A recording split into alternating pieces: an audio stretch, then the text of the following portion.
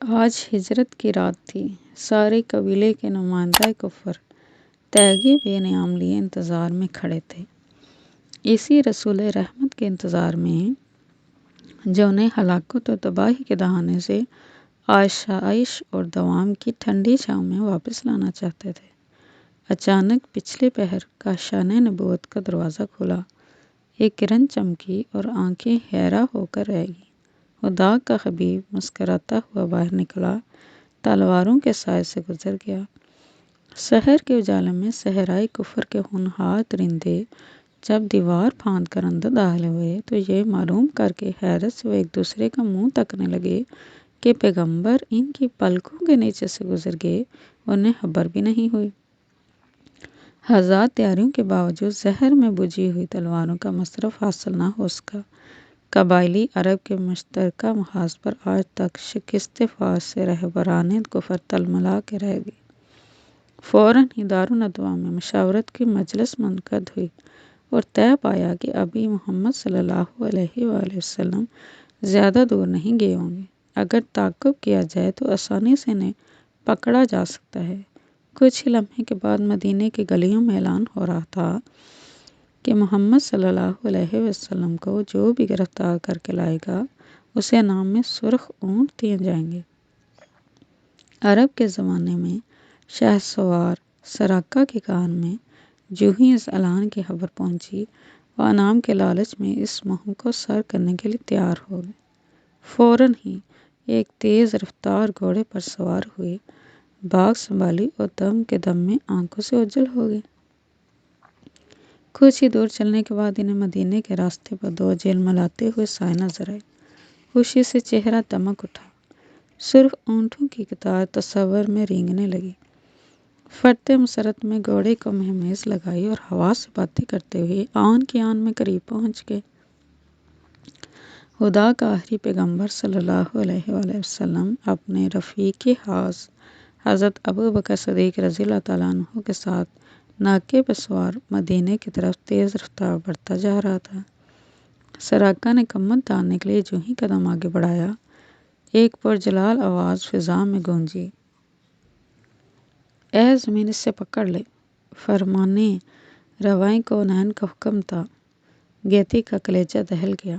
فوراً زمین شک ہوئی اور سراقہ کے گھوڑے کا پاؤں گھٹنے تک دنس گیا۔ سراقہ نے ہزار کوشش کی لیکن زمین کی گرفت سے چھٹکارا حاصل نہ کر سکا۔ جب عاجز و مجبور ہو گئے تو دو عالم کے تاجدار سے رحم کی درخواست کی۔ سرکار نے ان کی درخواست کو شرف قبولیت بخشا اور زمین سے عطا فرمایا، اچھا اب اسے چھوڑ دے۔ ابھی یہ الفاظ فضا میں گونج ہی رہے تھے کہ اچانک زمین کی گرفت ڈھیلی پڑ گئی اور گھوڑے کا پاؤں باہر نکل آیا۔ مال کی طمع بھی کیا چیز ہوتی ہے کہ بنی نوع انسان کو دیدہ و دانستہ فریب کا شکار ہونا پڑتا ہے۔ رہائی پا کر جب سراقہ واپس لوٹے تو تقصیر کی ندامت کے خوف سے دل ڈوبتا جا رہا تھا۔ جیسے یہ میل دو میل کی مسافت طے کی ہوگی کہ حرص کا شیطان پھر دل پر مسلط ہو گیا اور فریب کی راہ سے تلقین شروع کی۔ یہ واقعہ یوں ہی اتفاقاً پیش آ گیا۔ اس کے پیچھے محمد صلی اللہ علیہ وسلم کی پیغمبرانہ توانائی کا قطعاً کوئی کرشمہ نہیں۔ چلو واپس چلو، سرخ اونٹوں کے انعام کا زرعی موقع ہاتھ سے جانے نہ دو۔ محمد صلی اللہ علیہ وآلہ وسلم کی گرفتاری کوئی انہونی چیز نہیں۔ دل کی آواز پر پھر سراقہ نے گھوڑے کی بھاگ دوڑ پکڑی اور پھر تعاقب کرتے ہوئے سرکار کے قریب پہنچ گئے۔ اس بار بھی لبوں کو جنبش ہوئی، دھرتی کا کلیجہ شک ہوا اور سراقہ اپنے گھوڑے سمیت گھٹنوں تک زمین میں دھنس گیا۔ پھر سراقہ نے رحمت اکرم کو آواز دی، پھر بخشش و درگزر کو پکارا اور پھر رحمت مجسم نے احسان کی بارش کی۔ زمین کو اشارہ کیا، کائنات گیر اقتدار کی گرفت میں سسکتا ہوا دشمن پھر آزاد ہو گیا۔ اس بار دل کی گہرائی میں پیغمبر کی توانائی کا یقین پیدا ہو چلا تھا۔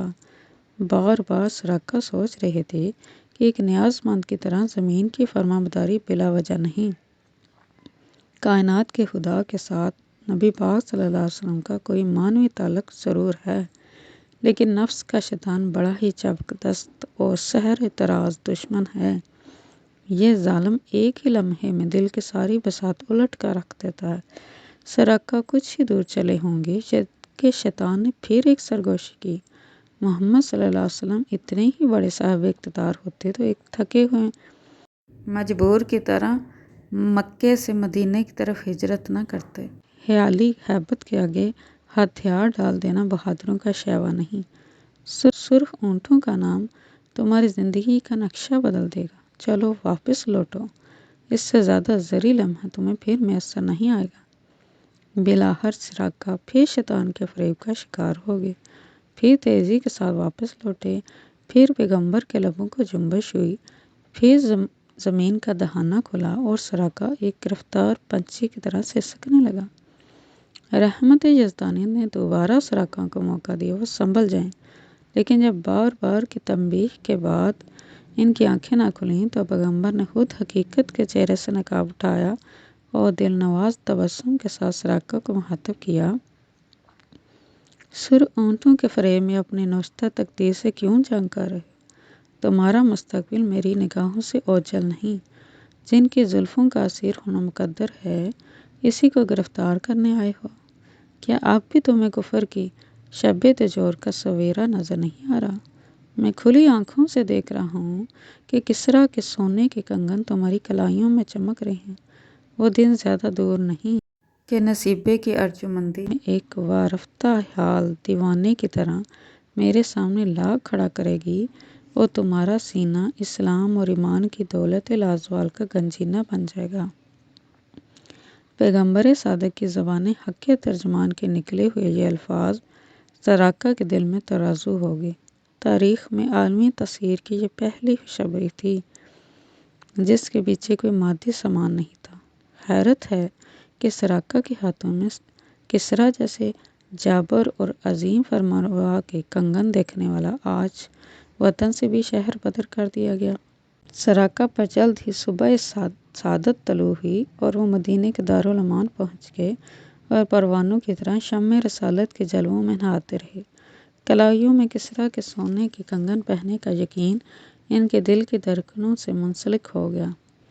جس رسول نے جبرائیل و میکائیل، عرش و کرسی، لوح و قلم، جنت و دوزخ، حشر و نشر کی خبر دی تھی، اسی رسول نے کنگن پہننے کی خوشخبری عطا کی تھی۔ زندگی کے دن اسی انتظار میں گزرتے گئے، یہاں تک کہ خلافت فاروقی کے عہد زرعی میں حضرت سراقہ سخت بیمار پڑ گئے، حالت سنگین ہو گئی۔ صورتحال شہادت دے رہی تھی کہ اب چند سانسوں کے مہمان رہ گئے۔ اکابر صحابہ کرام بالیں کے قریب جمع ہو گئے۔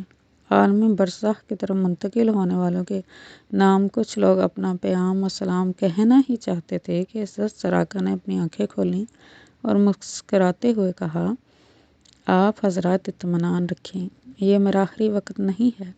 اس وقت موت میرے قریب نہیں آئے گی جب تک میں اپنے ہاتھوں میں کسریٰ کے کنگن نہ پہن لوں۔ ہر چیز اپنی جگہ سے ٹل سکتی ہے لیکن سرکار رسالت صلی اللہ علیہ وسلم کا فرمان نہیں ٹل سکتا۔ چنانچہ ایسا ہی ہوا۔ حضرت سراقہ موت کے چنگل سے نکل آئے اور دیکھتے ہی دیکھتے کچھ دنوں میں بالکل صحت یاب ہو گئے۔ آج مدینے میں ہر طرف مسرتوں کی بارش ہو رہی تھی۔ سجدہ شکر کے اضطراب سے سب کی پیشانیاں بوجھل ہو گئیں۔ سپیدہ سحر نمو ہوتے ہی لشکر اسلام کا قاصد فتح ایران کی خوشخبری لے کر آیا۔ نبی پاک صلی اللہ علیہ وسلم کے غلاموں نے دنیا کی سب سے بڑی طاقت کو اپنے قدموں میں رون ڈالا۔ آج تاریخ میں پہلی بار کسریٰ کے ایوانوں میں عظمت اسلامی کا پرچم لہرا رہا تھا۔ حق کی سطوت و جبروت کے آگے باطل اقتدار کا غرور چکنا چور ہو گیا۔ چند ہی دنوں کے بعد ایران سے اموال غنیمت بکھیر دیا گیا۔ امیر المومنین حضرت عمر فاروق رضی اللہ تعالیٰ عنہ نے سب سے پہلے کسریٰ کے کنگن دریافت کیے۔ تلاش کے بعد وہ مل گئے تو حضرت سراقہ کو آواز دی۔ اس وقت حضرت سراقہ کا عالم قابل دید تھا، ناز سے جھوم رہے تھے، فرط مسرت سے چہرہ کھلا جا رہا تھا۔ ارمانوں کے ہجوم میں مچلتے ہوئے اٹھے اور فاروق اعظم کے سامنے کھڑے ہو گئے۔ آج حضرت سراقہ کے لیے زندگی کی محبوب ترین گھڑی آ گئی۔ جس کی آرزو کو ساری عمر ایمان کی طرح سینے سے لگا رکھا تھا، وہ آنکھوں کے سامنے جلوہ گر تھی۔ اہل مدینہ بھی کیف و مستی کے عالم میں اپنے آقا کا زندہ معجزہ دیکھ رہے تھے۔ امڑتے ہوئے خوشی کے آنسوؤں میں حضرت سراقہ کی کلائیوں میں کسریٰ کے کنگن پہنائے، سر پر تاج رکھا اور شاہی قبا زیب تن کرائی۔ آج حضرت سراقہ کی شاہانہ سج دھج دیکھ کر اہل مدینہ جذبات سے بے قابو ہو گئے۔ فتح شوق میں منہ سے چیخ نکل گئی۔ فاروق اعظم بھی عشق اور ایمان کی رقت انگیز کیفیت دیکھ کر بے خود ہو گئے۔ لوگوں کا مخاطب کرتے ہوئے کہا، اس وقت کی بات ہے جب اسلام بے سر و سامانی کے عالم میں تھا۔ ایک یزدانی مسافر نے آج کی عظیم الشان فتح کی خبر دی۔ کل میدان قیامت میں آپ حضرات گواہ رہیے گا کہ سراقہ کے ہاتھوں میں کسریٰ کے کنگن پہنا کر میں نے اپنے آقا کا فرمان پورا کر دیا۔